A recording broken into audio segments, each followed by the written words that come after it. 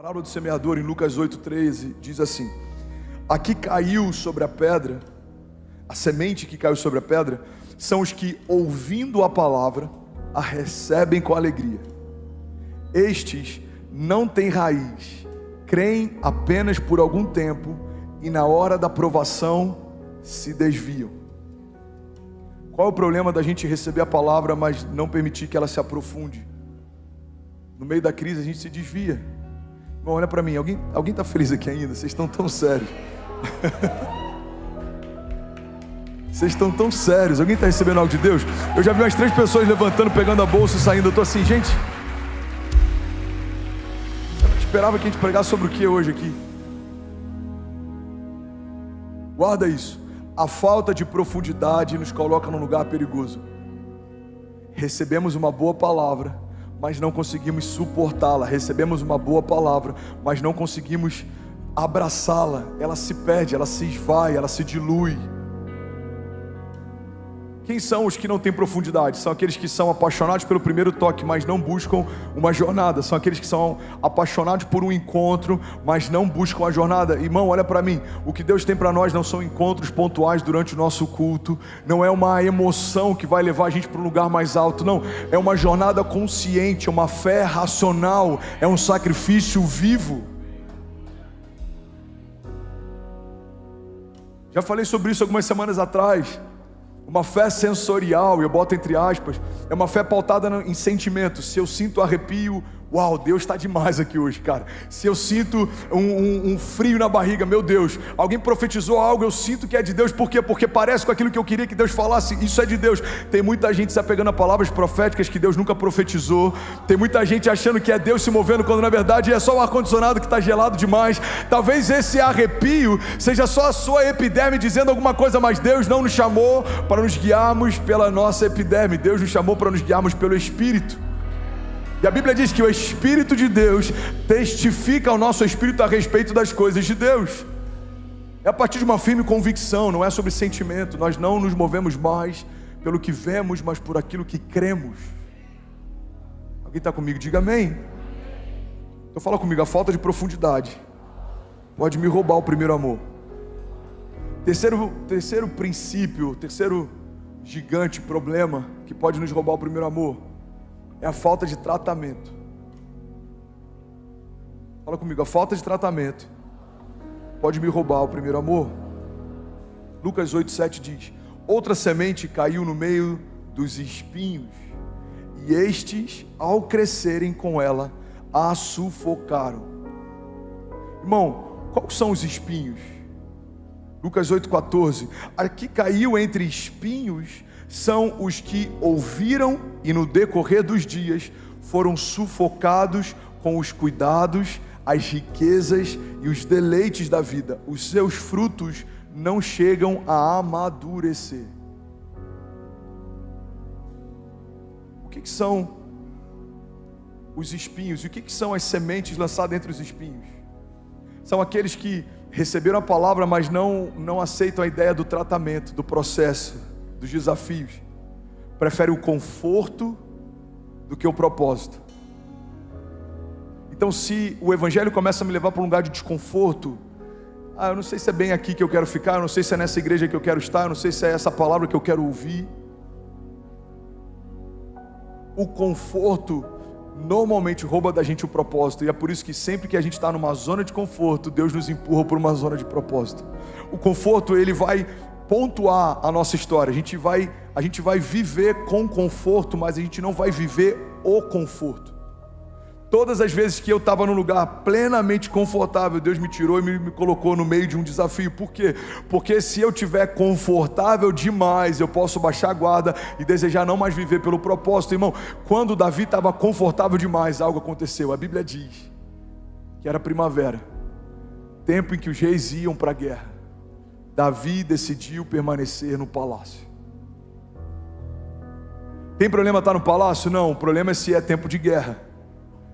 Em tempos de guerra, os reis vão para a guerra. Quando está off-season, quando não está em tempo de guerra, aí você usufrui do conforto. Lembra de Jesus? Jesus dormia numa tempestade, os discípulos estavam desesperados, achando que ia morrer. Mas ele sabia que eles chegariam ao outro lado. Jesus já tinha declarado: chegaremos, vamos até o outro lado. Ele já tinha definido um destino. Ele dormiu porque o destino já estava traçado. Os discípulos estavam desesperados. Mas tempos depois, quando Jesus está próximo do seu sacrifício, da sua crucificação, ele chama os discípulos e fala: orem comigo, eu estou sentindo uma angústia mortal. E os discípulos dormem. Mais uma vez ele volta e ele clama para que os discípulos possam orar com ele. Os discípulos dormem. Irmão, o que a gente aprende com a história de Jesus é que a gente precisa entender os momentos da gente descansar e os momentos da gente se posicionar. E isso não tem a ver com os cenários. Se o cenário é de tempestade, mas Jesus diz: filho, pode dormir, eu estou com você, pode dormir, pode descansar. Pastor, mas é contra-intuitivo, não faz sentido. Mas não faz sentido mesmo.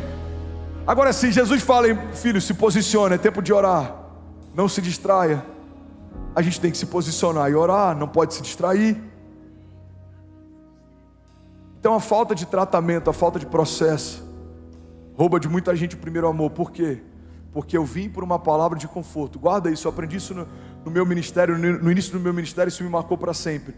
A gente tem que tomar muito cuidado com aquilo que a gente utiliza como motivação para que pessoas façam algo, porque tudo que você utiliza para mover pessoas, você vai precisar utilizar para manter pessoas. Se pessoas vêm, é por isso que eu nunca faço uma proposta, por exemplo, para ninguém que está no meu time.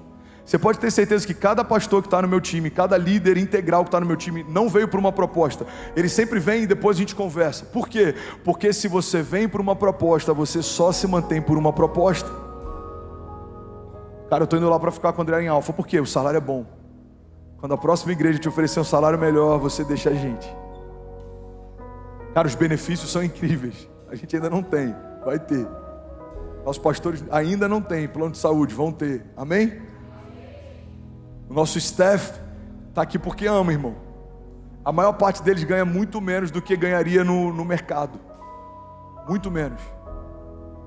Seu pastor ganha de salário mensal o que ganharia com uma palestra no secular. E olha que a gente já fechou algumas. Um dia paga um mês, mas por quê? Porque eu não estou aqui pelo benefício, eu estou aqui pelo propósito. Guarda isso, irmão. Se você chama alguém pela proposta, você só mantém pela... É por isso que a gente tem que tomar muito cuidado com o motivo pelo qual a gente vai até Jesus, porque se a gente vai para Jesus só buscando conforto, a gente só se mantém enquanto está confortável. Qual que é o problema da gente ir para Jesus? Se for para Ele, você pode celebrar.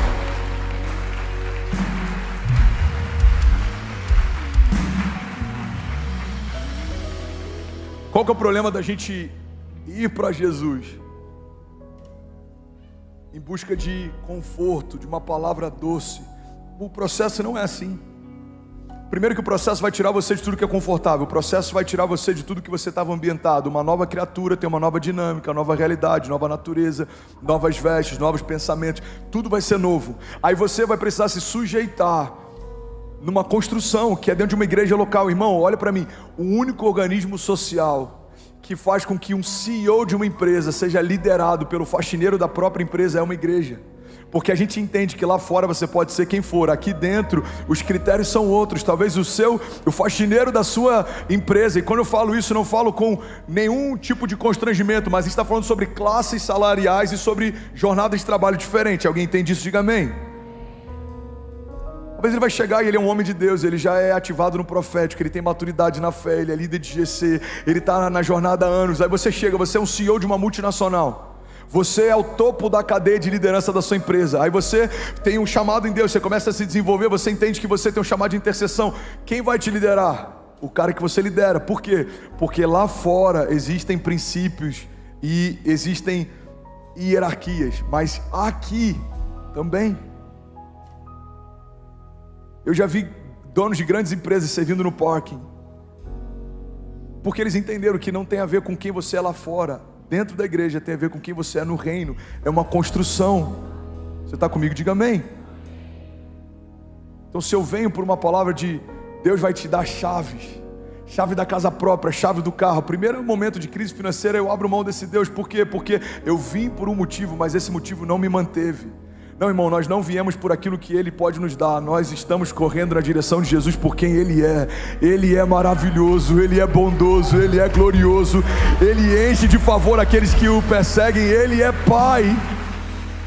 E porque Ele é Pai, Ele nos favorece em tudo, Ele nos abençoa em todo o tempo, Ele nos dá acesso à herança. Quem está comigo, diga amém. E aí, tudo bem? Você acabou agora de assistir um vídeo. Se você ainda não está inscrito, já se inscreve também no nosso canal, ativa esse sininho aqui embaixo de notificação e toda vez que eu fizer uma live ou estiver transmitindo uma mensagem ao vivo, você vai ser um dos primeiros a saber. Mas eu deixei mais 2 indicações aqui que eu espero que façam muito sentido para você. Então já aproveita e clica para assistir a próxima mensagem, beleza? Seja bem-vindo ao time de incendiários e eu espero de verdade que essas mensagens mudem a sua vida como elas têm mudado a minha também. Até a próxima. Valeu!